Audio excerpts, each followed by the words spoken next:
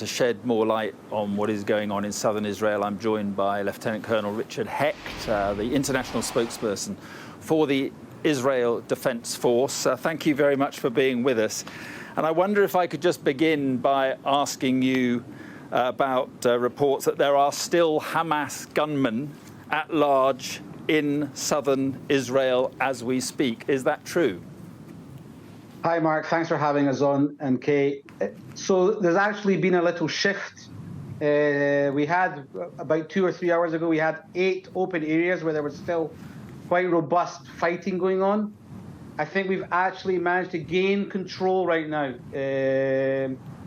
Hopefully, it was supposed to happen yesterday. We've gained control. We can't deny that there's terrorists still inside Israel. There's still small pockets of exchange. But in general right now, we've more or less gained control of the communities. So right as we speak, we just got updated. Again, there's still small pockets of exchange. Our special forces are engaging, but in the end, in general right now, all these locations, and there was multiple communities packed with hundreds of terrorists, we've more or less managed to stabilize. And we're now organizing the arena. But are Israelis still being killed in southern Israel? So again, I can get back to you on that, Mark. There's right now we've managed to stabilize it. Again, there's firefights. There's still there's still a certain level of fog, but we are focused now in taking care of the terrorists. So it was important for me to come on and say that we've more or less stabilized the control in all the communities around Gaza. There's 2 last small pockets of people fighting. I don't know if there's people that have got shot or killed. It could happen. I mean, we have dozens, hundreds of Israelis, civilians, and soldiers killed. So the scope of this is an epic scale. Let me ask you this then: are all hostages inside Gaza, or are there, to your knowledge, hostages being held by Hamas gunmen inside southern Israel? So before I came on, there was a one hostage situation inside one of the kibbutzim, Kfar Aza. I'm sure hopefully it will be solved in the upcoming hours. Again, there could be more terrorists in Israel. They came in the hundreds, but right now, I think that's more or less as much as I can tell you with an update what's going on right now in the field. We're now focusing on securing the border. Yeah, sorry to interrupt. And on the issue of securing the border, to your knowledge, have more Hamas gunmen come across that border in the last few hours? Have they continued to come across the border? So we've secured most of the breaching points. There could be a potential for them to come through. There's areas where we're securing a small amount of breach points with ground vehicles and air coverage. They could have come through. We are still looking at other options for them to infiltrate into Israel. We can't deny that. I'm seeing things on the media about tunnels. We're trying to make sure that, again, our border is secured, also on the ground and also on the sea. Right, Colonel, we're 48 hours into this, after this attack. You can't be happy with how it's gone. You cannot be happy as the most powerful military in the Middle East that there are still Hamas gunmen at loose in southern Israel. Mark, yeah, we're not happy in general. We have hundreds of civilians that have been kidnapped into Gaza in a barbaric act.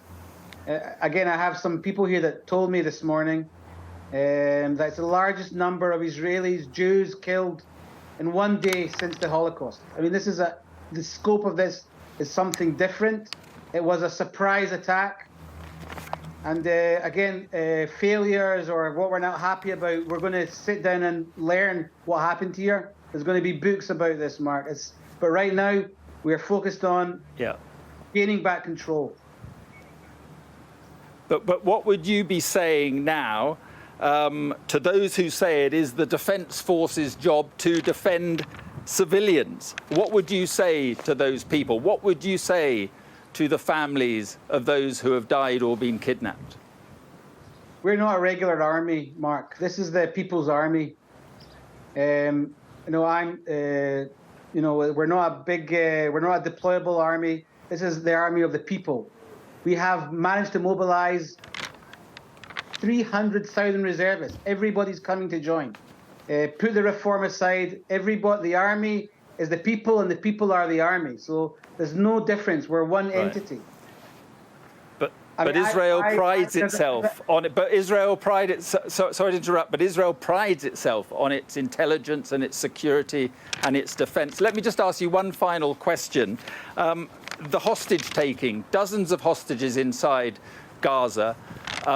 How complicated does this make any ground invasion to come? So I'm not going to talk about our plans right now.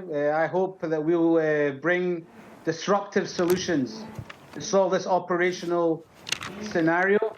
But as you see, and you saw last night, right now we are striking in a very severe matter Hamas targets. Sadly, they've entrenched themselves within the population that they've taken captive. The hostage situation is a hard one, Mark. We'll solve it, though. Yeah.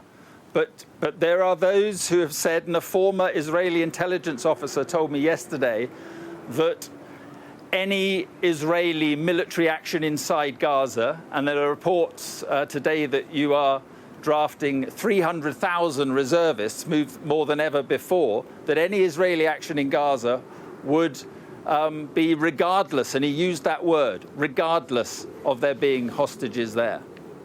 Well, reservists, they're not official spokespeople for the government or the army. The 300,000 are not only for Gaza, they're also to stabilize some internal issues, mainly Judea and Samaria, and also to ramp up our defenses in the northern arena.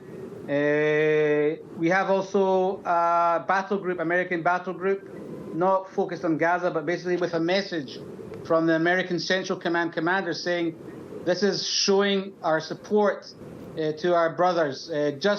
And again, it was important for me just to mention also to the Prime Minister and also the Foreign Secretary, we're very thankful for the support we're getting from the British public and leadership.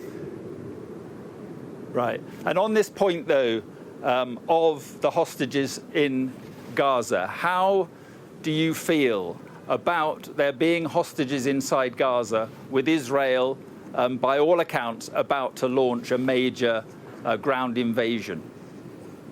Are you asking me how I feel personally? I feel worried, concerned. Again, we're here, as I said before, it's the People's Army. A kid that grew up in my house, one of the best friends of my kid. I just got a message from my daughter crying in her base that he was just declared dead. So again, we are ready, we are united, and we're going to do what we need to do to get the IDF back on track.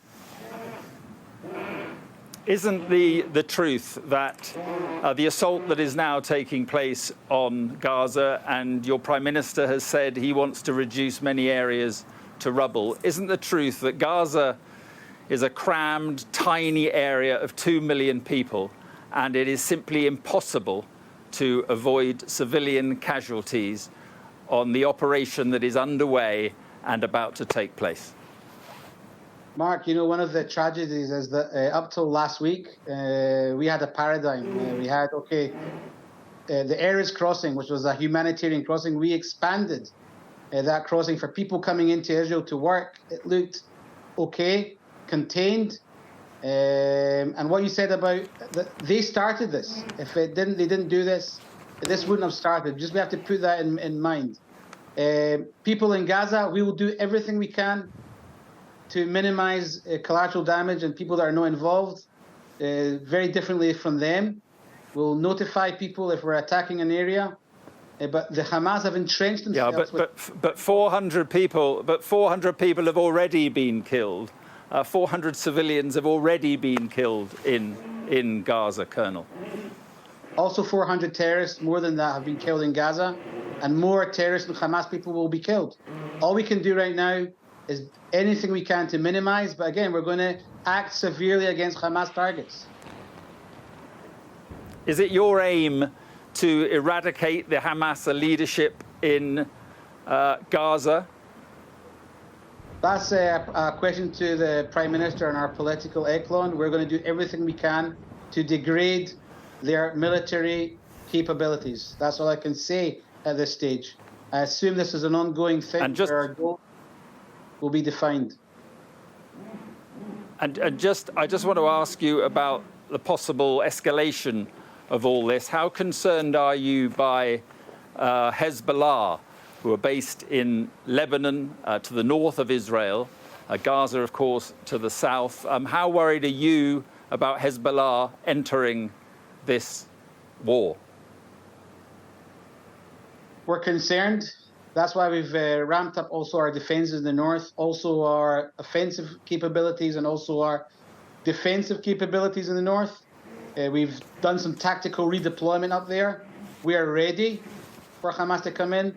I think there's been strong messaging for them to understand that it will be not worth their while to go into this fight. I mentioned before the American capability moving in here. I mean, basically the north is an Iranian front. Hezbollah are an Iranian proxy. I think they will not come into this. Hopefully, they won't make that mistake. What do you think the likelihood is of a wider regional war? Too early to say. Mohammed Deif called for all the Arabs to join in. That hasn't happened yet. When he made his statement a day ago, that hasn't happened yet. We're seeing little small events, but right now the focus is on the Gaza Strip and readiness in all arenas. Right, and the focus is on the Gaza Strip, and we know that 48 hours into this, Hamas gunmen are still on the loose in southern Israel.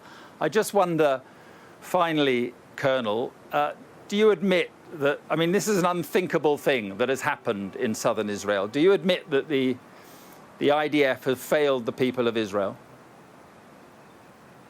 As I said before, the IDF is Israel. The IDF is Israel. We only have one military. We don't have the privilege now to give ourselves points. This nation is determined. We could have done a better job, but we're going to overcome this.